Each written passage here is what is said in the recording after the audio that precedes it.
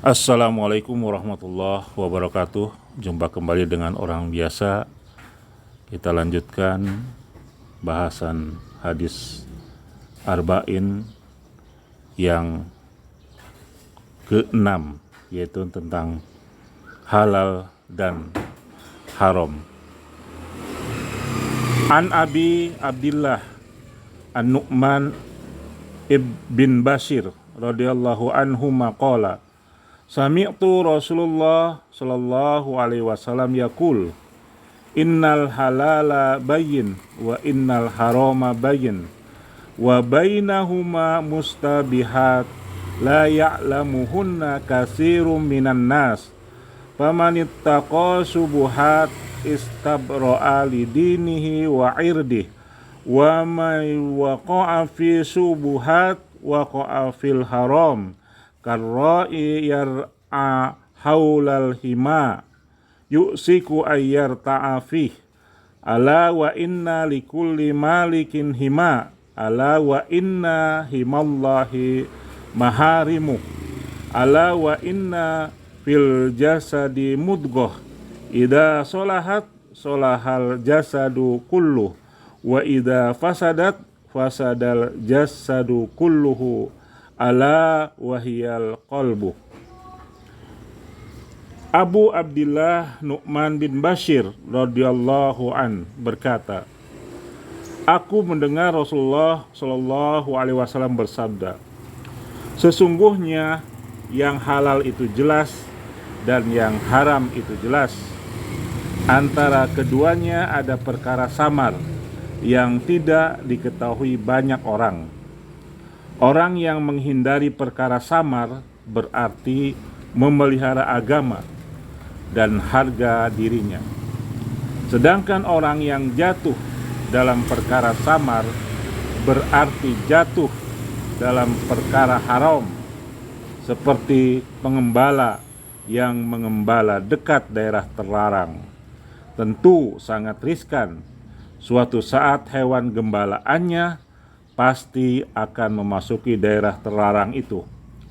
Ketahuilah, setiap raja memiliki daerah terlarang. Ingatlah bahwa daerah terlarang Allah adalah apa yang diharamkannya. Ketahuilah di dalam tubuh manusia terdapat segumpal daging.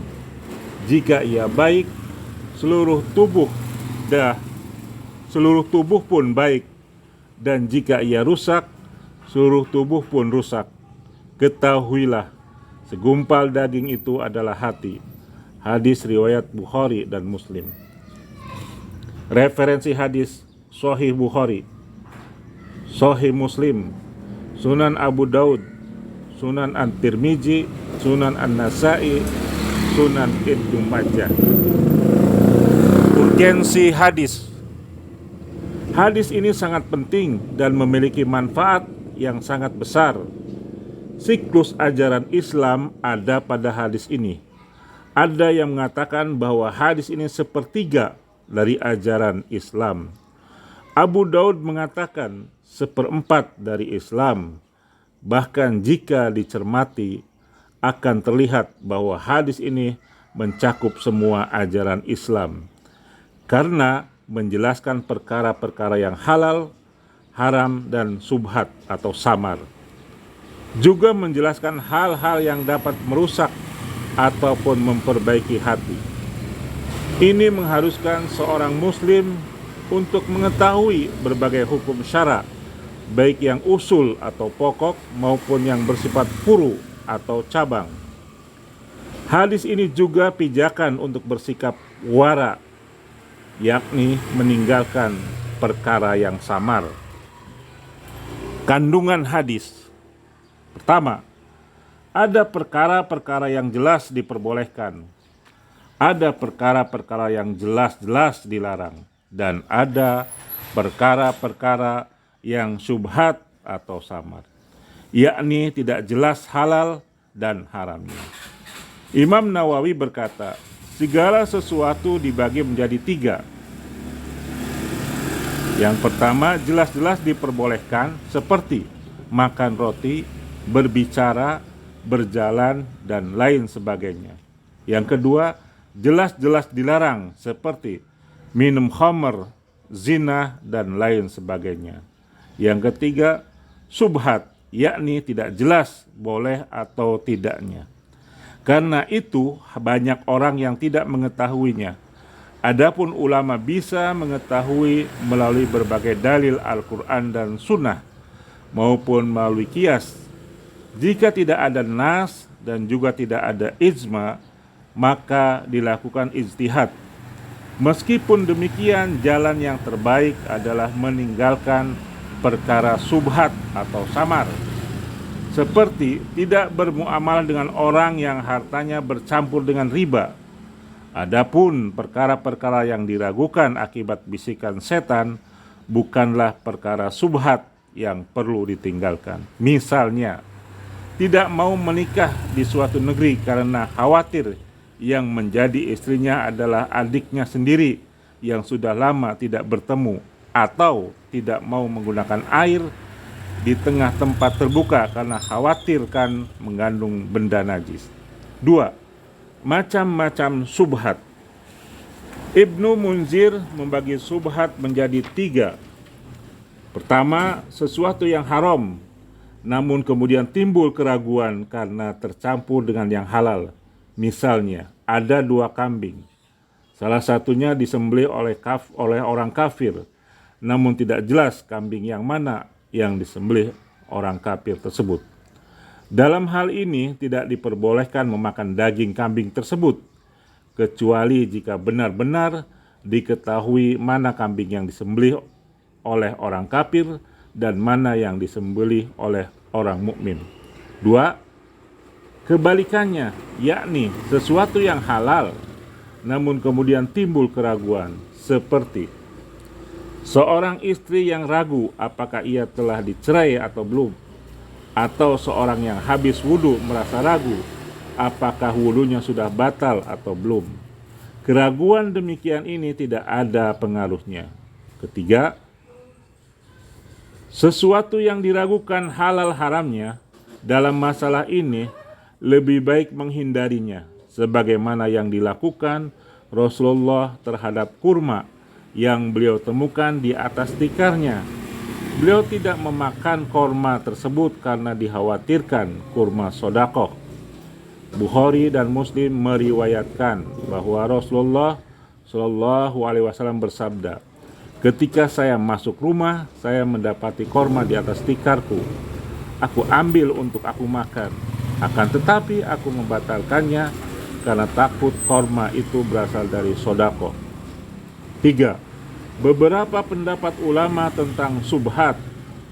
Abu Darda berpendapat bahwa ketakwaan yang sempurna bagi seorang hamba adalah dengan takut kepada Allah dalam segala hal, sekecil apapun, termasuk meninggalkan beberapa perkara yang diperbolehkan karena takut terjerumus pada perkara yang dilarang.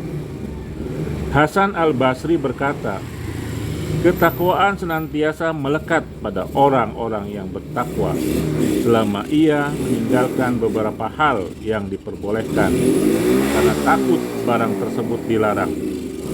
As-Sauri berkata, dikatakan bertakwa karena seseorang takut pada hal-hal yang sepatutnya tidak ditakutkan. Ibnu Umar berkata, saya lebih suka menjauh dari perkara-perkara yang dilarang dengan meninggalkan beberapa perkara yang diperbolehkan. Sufyan bin Uyainah berkata, seseorang tidak akan menemukan hakikat iman kecuali ia meletakkan penghalang antara dirinya dan hal-hal yang haram dengan sesuatu yang halal, sehingga ia terhindar dari dosa dan perkara-perkara yang samar. Diriwayatkan bahwa suatu ketika Abu Bakar makan makanan yang subhat tanpa beliau sadari. Ketika mengetahui bahwa beliau telah makan barang subhat, maka ia memasukkan jari tangan ke mulutnya hingga muntah. Ketika Ibrahim bin Adam ditanya kenapa tidak minum air Zam-Zam, Ia pun menjawab, seandainya saya punya ember, niscaya saya akan minum. Maksudnya, ia ragu-ragu dengan ember yang digunakan untuk mengambil air Zam-Zam pada saat itu, karena ember tersebut milik pemerintah dan dikhawatirkan tidak halal. Semoga Allah Subhanahu wa Ta'ala meridhoi dan memberikan rahmat kepada para sahabat dan para ulama salaf. Mereka telah menjauhkan diri dari perkara-perkara yang subhat. 4. Semua raja memiliki hima atau hima Allah di bumi adalah larangan-larangannya. Tujuan perumpamaan tersebut adalah agar tampak jelas seperti seseorang melihat tanah yang dipagari. Pada saat itu raja-raja memiliki tanah yang dipagari yang dikhususkan untuk hewan-hewan ternaknya, dan mengancam dengan hukuman yang keras bagi orang-orang yang mendekatinya. Orang yang takut dengan hukuman raja tentu tidak akan mendekati pagar tersebut. Namun bagi orang yang tidak takut, ia akan mendekatinya dan mengembala di tepian pagar hingga melintasi pagar yang ada. Akibatnya ia pun mendapat hukuman. Sebagaimana para raja, Allah Subhanahu wa Ta'ala juga mempunyai berbagai pagar. Pagar-pagar tersebut adalah berbagai larangannya. Barang siapa yang melanggar larangan-larangan tersebut akan mendapatkan hukuman baik di dunia maupun di akhirat. Barang siapa yang mendekati larangan dengan melakukan perkara-perkara subhat, maka ia pun dikhawatirkan dan bahkan bisa terjerumus pada hal yang dilarang. 5. Hati yang baik. Baik buruknya seseorang tergantung hatinya, karena hati merupakan bagian terpenting dalam tubuh manusia. Secara medis juga demikian. Jika hati merupakan penentu bagi seseorang, andai hati seseorang baik, maka ia akan mampu mensuplai darah dengan baik ke seluruh tubuh. Mengacu pada hadis ini, Imam Syafi'i berpendapat bahwa sumber akal adalah hati. Ini juga diperkuat firman Allah, mereka mempunyai hati tapi tidak dipergunakan untuk berpikir. Al-A'raf ayat 179. Konon para ahli filsafat dan ilmu kalam juga berpendapat seperti ini. Berbeda dengan mazhab Hanafi, mereka tetap mengatakan bahwa akal tetap terletak pada otak. Mereka beralasan bahwa jika otak seseorang rusak, maka akalnya juga rusak. Ilmu kedokteran juga menyatakan bahwa semua gerak anggota tubuh adalah menuruti perintah otak. Ayat di atas mengisyaratkan bahwa sumber yang jauh dari akal adalah hati, sedangkan sumber yang dekat dan langsung adalah otak. Adapun yang dimaksud hadis ini adalah baiknya hati secara ruhani, yakni kebersihan jiwa, yang ini tidak diketahui kecuali Allah Subhanahu wa Ta'ala. Ibnu Mulkin berpendapat bahwa kebaikan hati bisa dibentuk melalui 5 perkara: membaca dan mentadaburi Al-Quran, mengosongkan perut, sholat malam, bermunajat di penghujung malam, dan bergaul dengan orang-orang soleh. Saya menambahkan satu hal, yaitu makanan yang halal, karena ini adalah intinya. Ada ungkapan yang amat indah, makanan adalah bibit dari segala perbuatan. Jika yang masuk halal, maka yang keluar juga halal. Jika yang masuk haram, maka yang keluar juga haram. Jika yang masuk subhat, maka yang keluar juga subhat. Hati yang baik adalah lambang kemenangan. Allah Subhanahu wa Ta'ala berfirman, pada hari yang anak dan harta tidak membawa manfaat, kecuali orang yang datang dengan hati yang baik. Surah Asy-Syu'ara ayat 89. Rasulullah Shallallahu Alaihi Wasallam juga berdoa, ya Allah, sesungguhnya saya minta diberi hati yang baik. Imam Nawawi berpendapat bahwa hati yang baik tersebut bisa diperoleh dengan membersihkan hati dari segala penyakit hati seperti benci, dendam, dengki, bakhil, sombong, ria, tamak, sum'ah, curang, tamak, dan lain sebagainya. Ibnu Rajab berkata, hati yang baik adalah hati yang terbebas dari segala penyakit hati dan berbagai perkara yang dibenci. Hati yang dipenuhi kecintaan dan rasa takut kepada Allah dan rasa takut berjauhan dari Allah Subhanahu wa Ta'ala. Hasan al-Basri pernah berkata pada seseorang, obati hatimu, karena yang dikehendaki Allah dari hambanya adalah kebaikan hatinya.